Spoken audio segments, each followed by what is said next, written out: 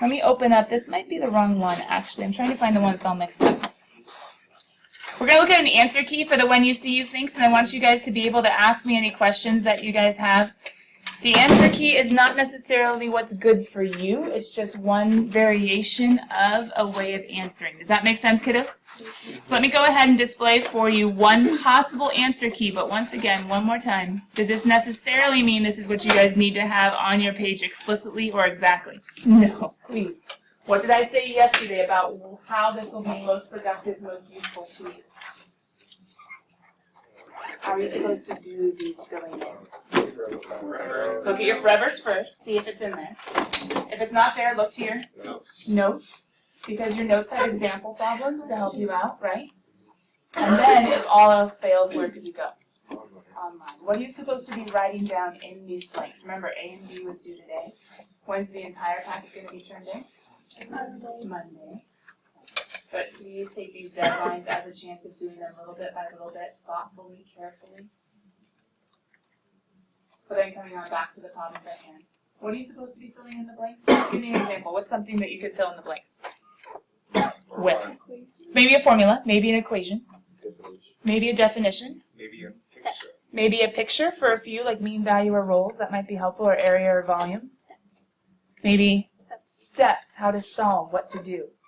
So, what did they do up here? Guys, I know it starts with pre-cal type problems. Not because there are only pre-cal problems on the test, but question, have we seen in the last with area and volume, have we seen places where the even properties come into play?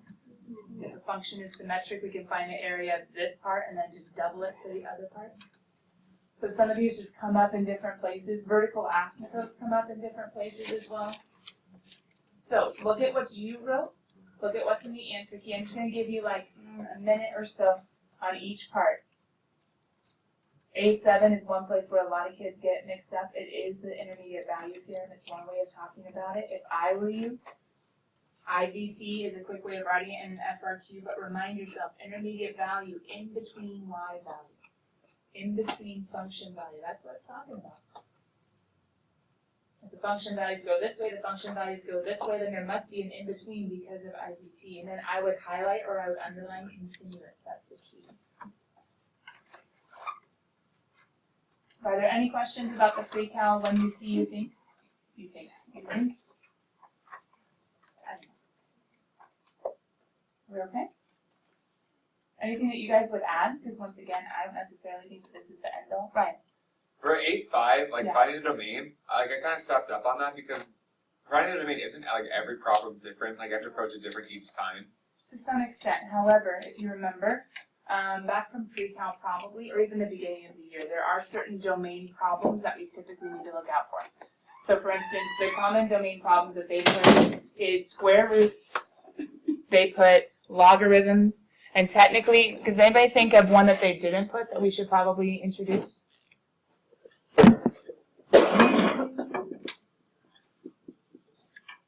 What else has asymptotes? When it's a fraction, there's like...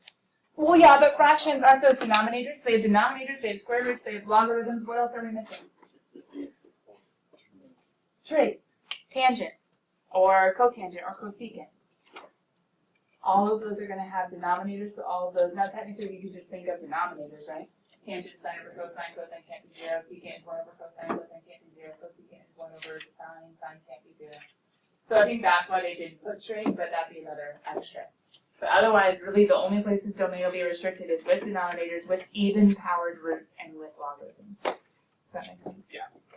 So it's a great reminder for you guys to keep in mind. The only thing I would add to A6 possibly, is a way that a vertical asymptote can show up in a limit problem. The limit as x approaches a constant of a function will equal a constant over 0. How do I know that? There will be a vertical asymptote at A. You can say if VA at x equals A. As you come towards a vertical asymptote, where are you going? Either up or down or the other way, right? So as you come in towards the vertical asymptote, the answer to the limit problem has to be infinity, and the only way the answer to a limit problem will be infinity is if you have infinite forms. An infinite form is a number over 0. 0 over 0 means Indeterminate, keep going. keep going. Number over 0 says infinite, which if it doesn't agree, it'd be DNE. But even if it's infinite agreeing, we can still say infinity or negative infinity, but technically the limit still doesn't exist and there's a vertical asymptote. Alright, that was the first section. I am taping this if anybody's coming late. Let's go ahead and go on down. Or if you didn't have it ready yet, you should not just be frantically writing, because once again, this is not necessarily exactly what you need. Let me give you about a minute to look at the limit problems, so I'll do the same thing. Ask questions if you guys need clarification, or ask if you think there's anything that we should add from the problems you saw in your notes, from your forevers, etc.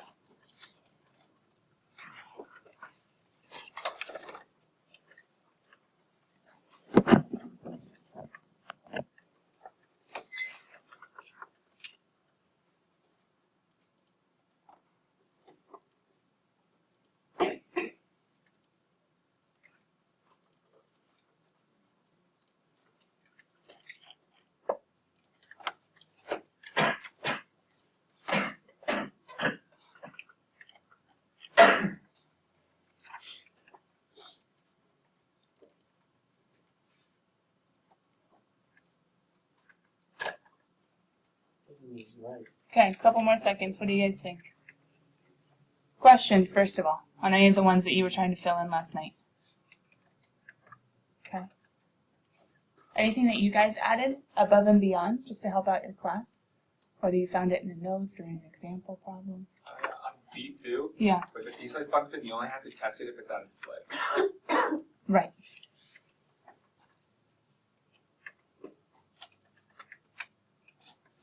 What Ryan is saying on B2 with the piecewise, this is saying like, hey, you need to test it coming from below and coming from above.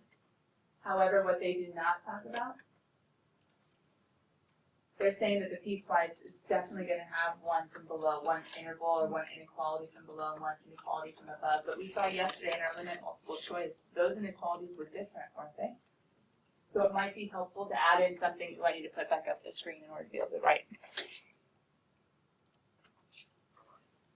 It might be helpful. This only works when you have the inequalities less than or greater than. But if you have the inequality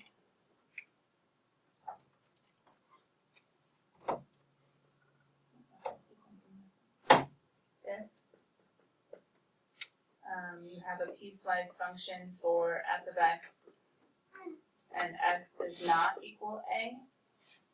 And then you have some sort of, it could be a g of x, it could be a value for x equals a. Use f in the limit.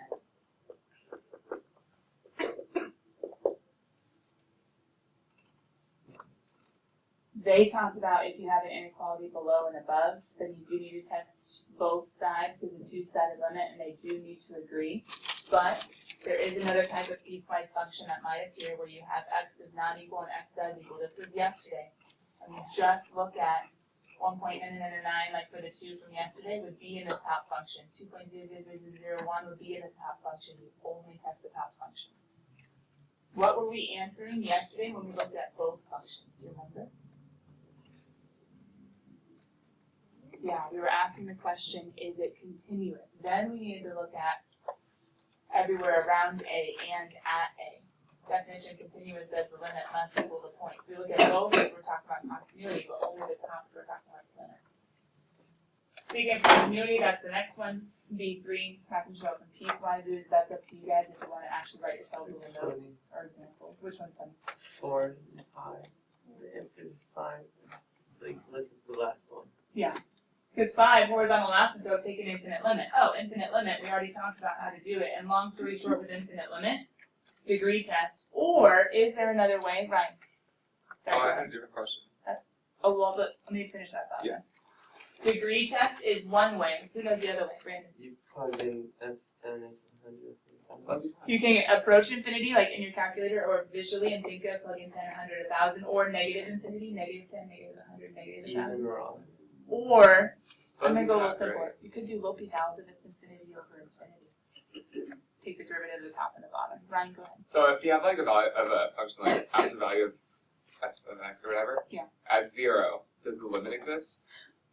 The limit exists, yes, because there is a point, and from both sides you're approaching that minimum, whatever it is, but it will not be differentiable, because if you take the derivatives, you'll have this slope, and they will not agree as you come towards it. Okay. Does that make sense? Yeah. Alright, kiddos, what's your homework one more time? C and D. C and D. Tomorrow we'll do the same dealio. We'll look at a version of the answer key, and I'll talk through if there's anything I think we should add, and you guys can ask questions or clarifications. Just super random, just to see if we're not only going to do like, I don't know, 3 of them. And these aren't necessarily the ones you filled in, even better. Question. And I forgot to get these, so I'm going to maybe I'll get it for tomorrow. And put it in my phone or something. Find the equation of the line tangent. What should we do? Someone raise a hand. Ryan, go. Y minus y1 is equal to f prime of x times x minus x. Careful. I would change one thing. F prime of a. Right? Yes. Or f prime of x1. However you want to say it. Okay. So you could do y minus y1 equals f prime of x1 times x minus x1. Or if you want to put it in notation like the a and b, use your point slope. And then they would say, your y1 you could plug in your b, your x1 you could plug in your a, and then your slope you would plug your a into your derivative. Why do they show this? The same reason we did in our forever card. Sometimes they give you an x and you have to find the y at that x and the slope at that x. Let's do another one. Ryan, good job, but now you can't answer. When you see, ooh, the equation of the line normal. Forgot what normal was. Uh-oh, that's a physicsy thing. We've only talked about it like twice. Maybe we could add it into our forever card if you want. I need to go Normal. What's normal mean? I'll give you a hint. It's not parallel. It's perpendicular. Is it really? Yep. Alright. Hey, do you want to go see if it's in your when you see you think? Someone go find this one. reciprocal. Negative reciprocal. The slope will be negative 1 over f prime. What is it? C6? Hey. You don't have to do everything, but in C6, since you guys might not find this in your notes, it's kind of hard to find. Normal means perpendicular. So if you're normal, if that's perpendicular, that's weird. We're all weird. It's okay. Normal means perpendicular. AKA, still do y minus y1, still do x minus x1, but in the slope, you do the negative reciprocal, so negative 1 over f prime of a. Still use point slope. Still take an x, and if you need to, go find the 1 to plug into x1, y1. But for the slope, you do negative 1 over f prime of a.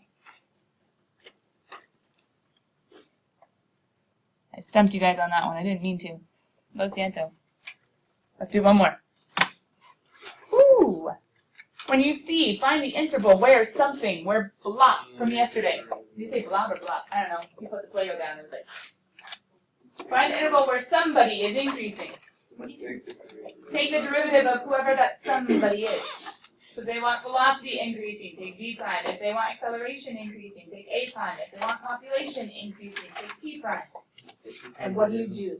Set equal to 0. Set equal to 0 to find the critical numbers, and then do a sign test. sign chart. And you're looking for when is the derivative of blah what? Positive. If you're asking for justification, you can state the function or blah is increasing because blah is positive on such and such an interval. Good.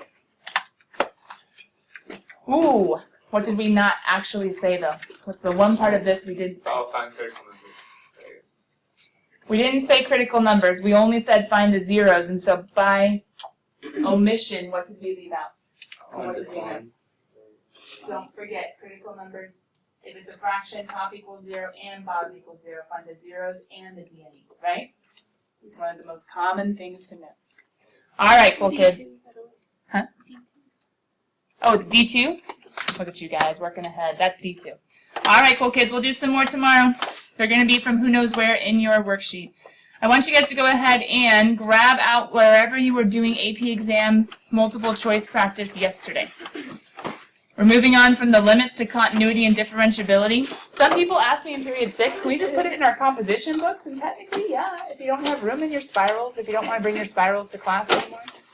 But if you want to keep them nice and separate, it's not a bad idea to keep on doing it in the back of your spiral. It's up to you guys. I'm going to go ahead and display the first 2 on the screen for you guys to write down whatever you want from the question. Does that make sense? That takes a little bit of time, but I think it's useful. There we go. Let me go ahead and zoom in. But a few of you guys are having trouble with, okay, I know what we're doing in class, then we're practicing FRQs when we're home, but I want to practice more because I want to do well in the Saturday AP, which is just one step in doing well in the full AP. I'm going to give you guys some advice and some tips in just a second as to how you can go home and like, okay, we practiced some multiple choice, but now I want to practice more. But first of all, write down what you need from these questions. Where am I right now? Ooh, okay, this is where I post random stuff. It's easier than emailing, in my opinion. So, what have I put right now in your classroom? Oh, that's kind of cool. Now, first of all, have you guys noticed what the file is called that we're doing and that we're building upon in, if I can actually get there? There we go. What's the file called? These are coming from a much bigger document. Now, don't worry, I even have a much bigger document. It's called the Calculus Problem Book, and there's like thousands upon thousands upon thousands of problems on any topic imaginable in AP Calculus, AP and BC. But this is a more condensed document that I'm stealing this from. And these are literally, have you guys noticed how they're kind of like, someone went through and like literally probably from old scans, like cut and pasted from all these old APs that have been released. And there aren't tons, but there are quite a few. They've pulled out the multiple choice dealing with these topics. Does that make sense? So what I did, we're doing like 3 or 4-ish, sometimes maybe even 5-ish. But if you're like, man, I really wish that, okay, I did it with Misty in class and kind of had questions, I want to do more practice at home each night, cool. I put the entire document that I use in your Google Classroom. Now, it's a PDF. If I were you, I would download it. You can do Control F. They say Command F to jump to a topic that is a Mac. Anyway, Control F if you're on a PC, Command F if you're on a Mac. But you can do like the little find, and if you just type in a topic, like average rate, it'll select this one first, hit the little next arrow like you guys see me do for homework problems. It'll skip to the place in the file where it has that topic. Let me just get to one. In that topic, usually, we will have done in class the first 2, maybe 3, maybe 4. But, now, work isn't really on the AP exam. However, if you guys just get past the ones we've done, there are a few others that you could practice with. Does that make sense? Any of the multiple choice answers corresponding. Now, do they have the same numbers as I have? No, because I'm going in order of the topics as we covered them. They went in alphabetical order, hence why they say use Command F. That's one thing you can use to practice. There are also 2 very good articles that I found that kind of just say, hey, advice for getting ready for the AP. This one literally is just, these are places you can practice for free online. Oh, that's cool. And get feedback. I've already told you guys Khan Academy is one place. His is kind of like a course, though, until you get to his AP exam prep, and then he's just kind of going through old practice problems. But earlier in his, it's like limits videos, some practice problems, and derivatives videos, and some practice problems. Khan is good if you need to like really go back through the material. But otherwise, there are other places. There's even a Barron's test online that you can just start and take, and it grades it for you. The one place sometimes that they don't grade for you in the sense of like giving you automatic feedback is free response. That's kind of hard for any online to grade for you. But there are all kinds of different places. There are notes that they put online. I actually have him on my website. Anyway, so I wanted to give that to you guys because these are all free places to practice. And this one is an actual article. It's a little out of date with just a few things that she states. But I think she's actually trying to like tell you the legal places to look for help. Either way. But she goes through and actually like tries to give, she says something about starting in, she talks to you about the test and what it's comprised of.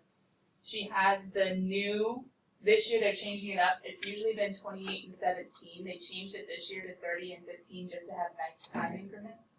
It's basically for the people who are proctoring your test. But anyway, She has the new updated information for this year's AP, and then she goes through and basically talks about like how to prepare. She gives some good bold print of what to do.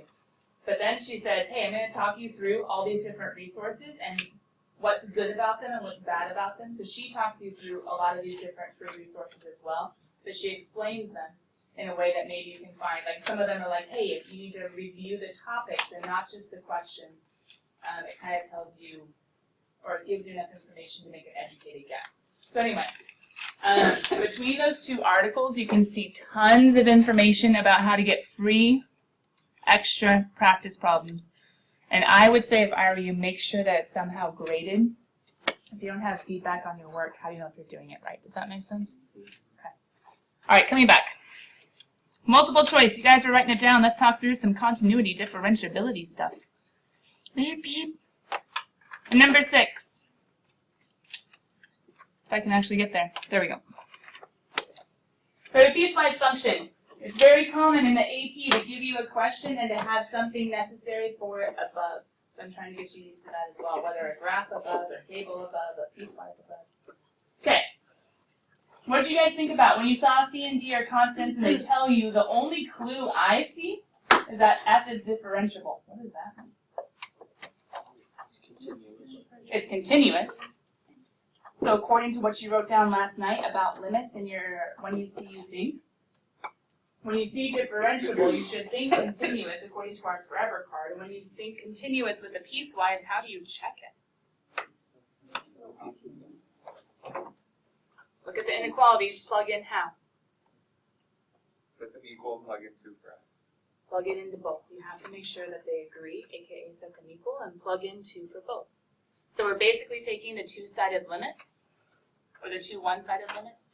When we plug in, we have C times 2 plus D.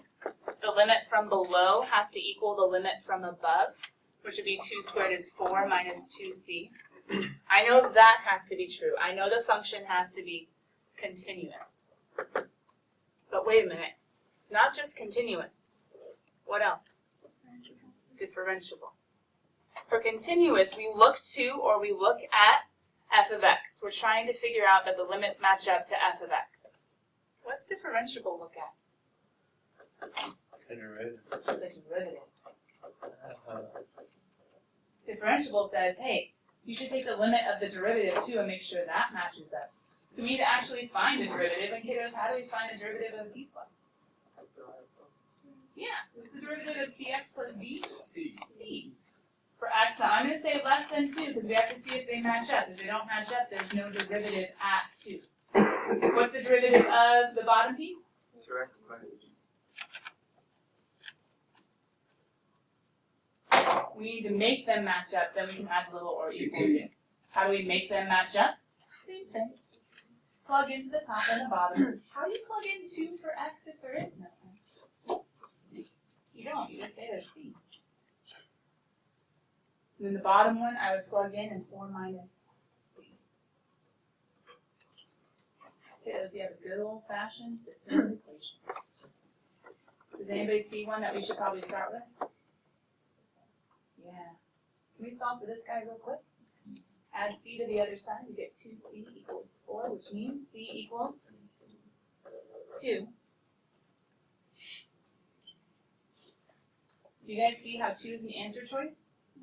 I'm awesome, I got it, I'm wrong. Careful. They're going to give you tricky ones. Go find D. If we plug in 2, we get 2 times 2 is 4, right? Plug in 2 again, 4 minus 4 is going to be 0. So then 4 plus D equals 0. D equals? You see how negative 4 is an answer choice? I got it, I'm good, I'm wrong. Gotta read the problem. What do they ask for? So what's 2 plus negative 4? Dun, dun, dun, dun. You see a piecewise. Very frequently, you better be taking some limits. Yeah. For the differential part, how did you get c equals 4 minus c? We took the derivative first of the piecewise, and then we tried to make his one-sided limits agree. So if you plug in 2 to c, it's just a constant, so he just stays the same. There's no x to plug into. And then we plugged in 2 to this one. 2 times 2 is 4 minus c. Does that make sense? Number 7.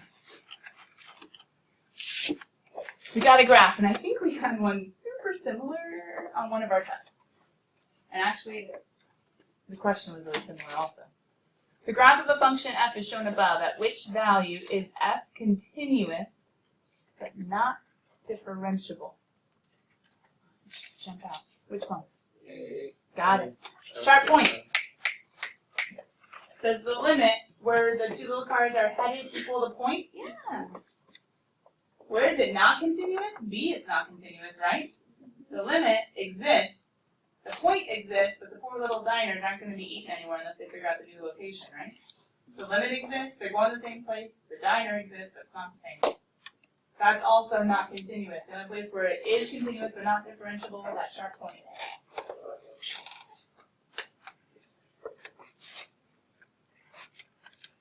Remember, kiddos, this is all being recorded as well. You can check it out online if you want to see it in a little bit more detail.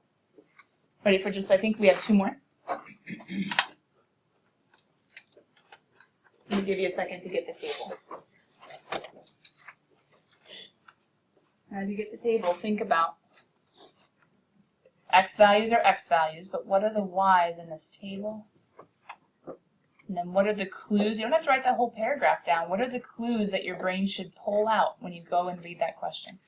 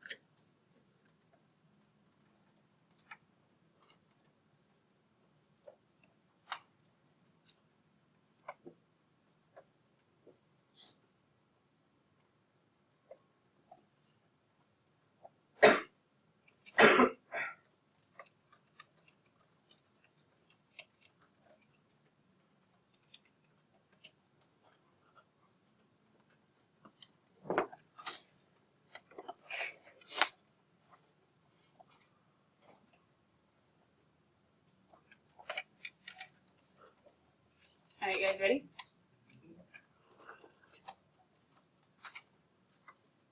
I found a typo in your guys' post on Classroom. That was all better.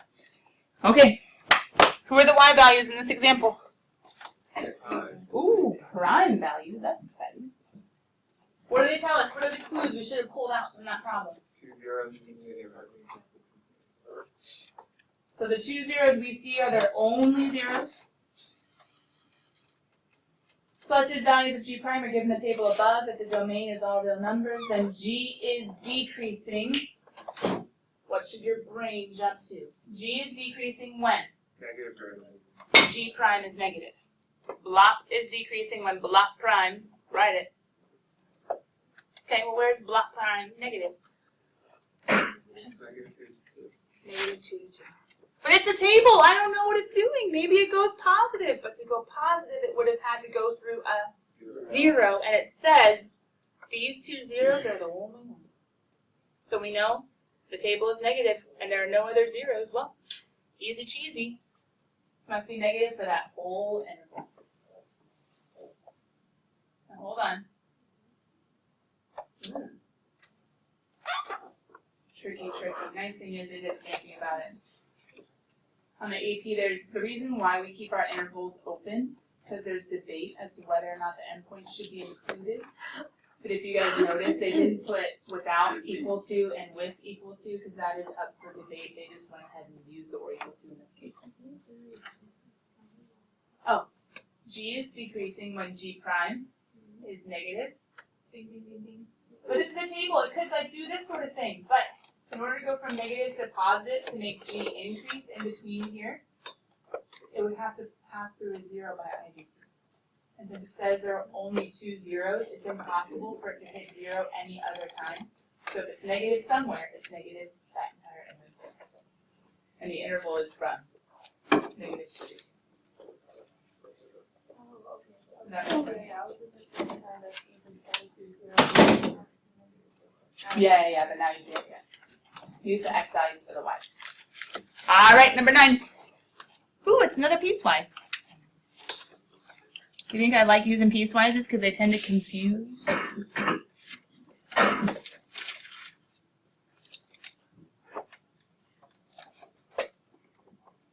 Looks a lot like one we did yesterday, but this, like one of them. For the limit, do I need to plug into both? Or plug into only one?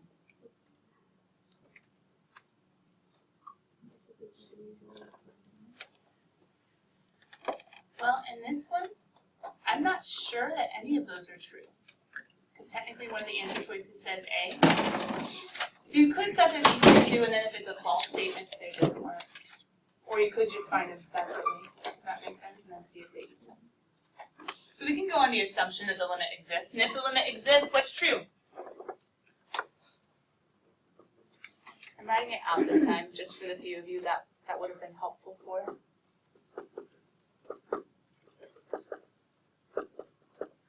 Just in case you're wondering why we're doing what we're doing, this hopefully is not work you will show in the AP, so it's wasting time. But the idea is here.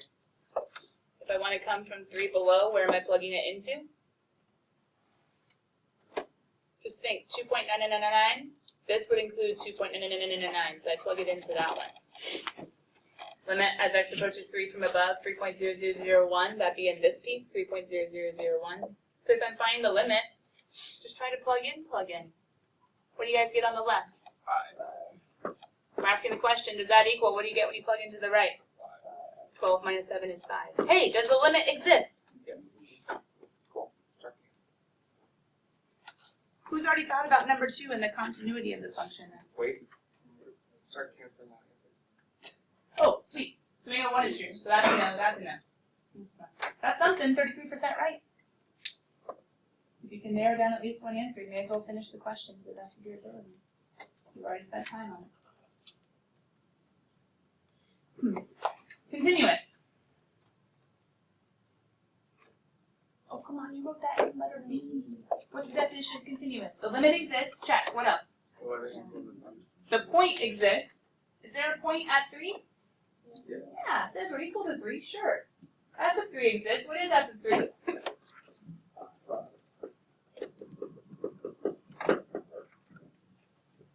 I think they have to be the same. Are they the same? Is the limit the point? Yeah. 5 equals 5. Which equals 5. If you guys remember your definition of continuous, didn't I say it one way? The limit from below and the limit from above has to equal the point. Check.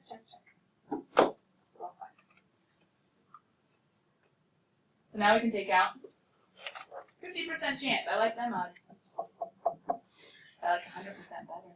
What's differentiable? Where do I need to look? What's the derivative of the top? What's the derivative of x plus 2? What's the derivative of the bottom? Am I going to have some trouble here? If I try to match f at 3, what's the derivative at 2.999? What's the derivative of 3.0001? Do those agree? So is it differentiable?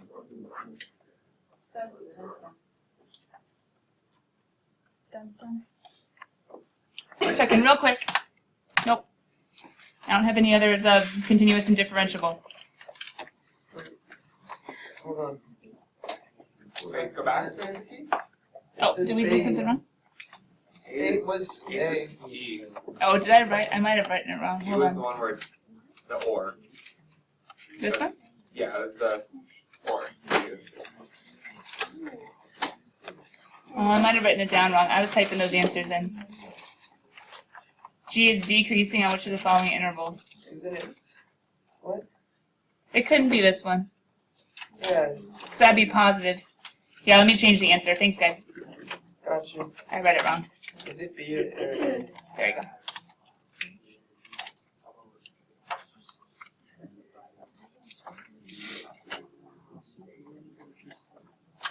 Yeah, it would be B. It'd be B. Sorry, no. It would be A. I said B twice. It would be A. Because it's in between -2 to 2 because that's 0 In order to go to negative, it has to be negative everywhere in between. Okay.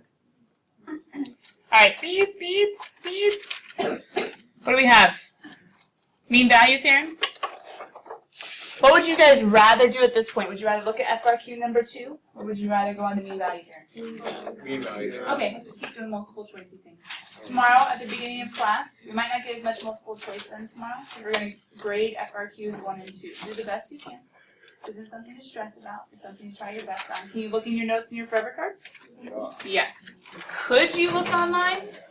Yes. You shouldn't, and here's the reason why. You need to figure out your weaknesses. We'll see the answer key tomorrow. I'm not hurting you with these grades. This is just an experience. Does that make sense? Alright. MBT.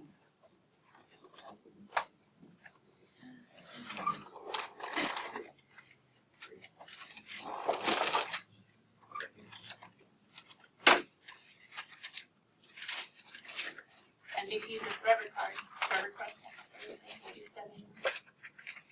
Starting yesterday. Today maybe.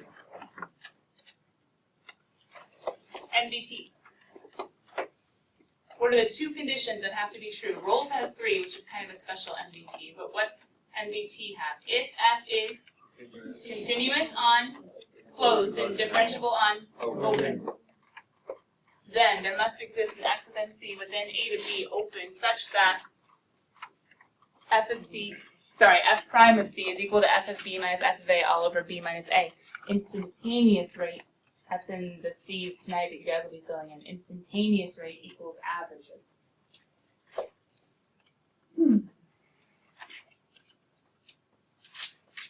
What do they tell us in this problem that you guys are writing down?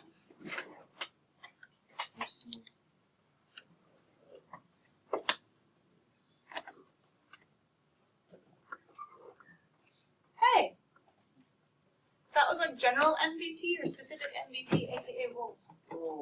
F of A equals F of B, that looks like it. But then they say there is no C in between such that F prime of C equals 0. Wait a minute. They say continuous, check, F of A equals F of B, check, and then they say that the rule's conclusion doesn't work. This is a horizontal line for us.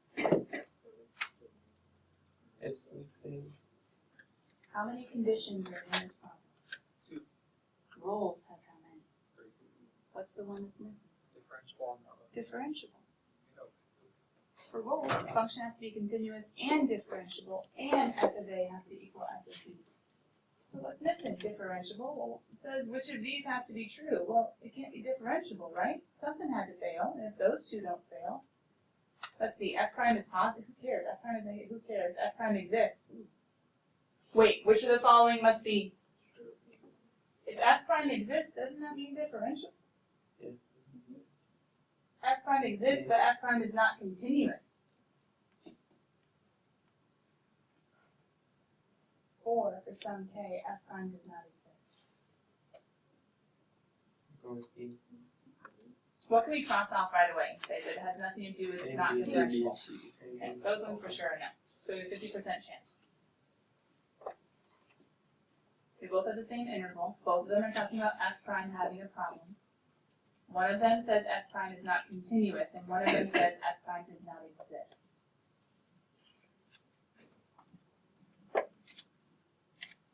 Would that be like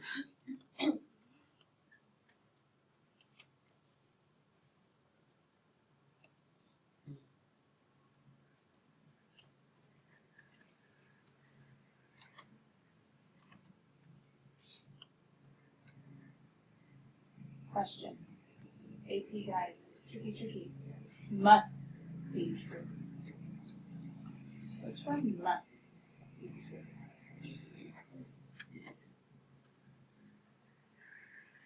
May letter D be true? Maybe.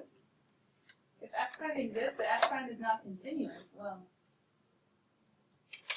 that may be a way of getting differentiability. So the long story short, differentiability is, does the derivative exist everywhere in the interval? E would be a surefire, would be the one that has to be true in order for number 10. Rolle's theorem, basically to fail. We can go double check it real fast. I would say, yep, I would say E. Which one must be true? Tricky, tricky. Number 11. This might be as far as we get today, and that's okay.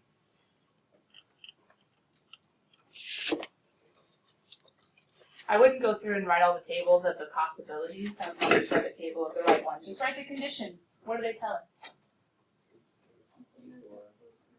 Continuous on 2 to 4. Ooh. So F prime and F double prime are both good? They tell me in F prime, and they tell me in F double prime clue, which could be a table. Oh, What does this tell you about the function as you guys are writing it? If F prime of 3 is 2, I don't care about the 2. What do I care about?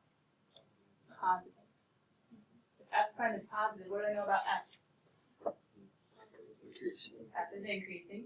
And if F double prime is negative, what do I know about F?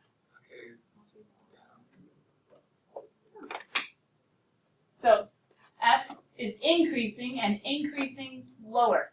Concave down, the slopes are decreasing. So it's increasing but at a slower rate of a rate. Who can we automatically say, yeah, no, not you?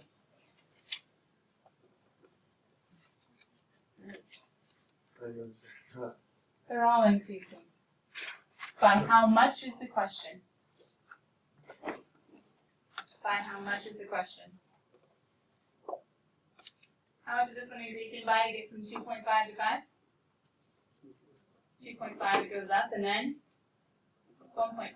Hey, it's going up but by smaller increments. What's this one going up by? 2.5 and then 2. How about this one? Tricky AP, guys. Why can I cross out that one? That's 2 and 2. How about this one? 1.5, 2.5. That's increasing at a faster rate. How do we choose what's in one? Bye, guys.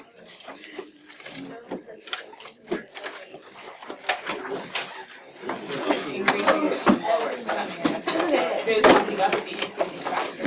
So by greater, that would be the last one. The last one. D would be increasing at a linear rate. No. Bye guys, see you later. Check out those articles online tonight and have FRQs ready tomorrow.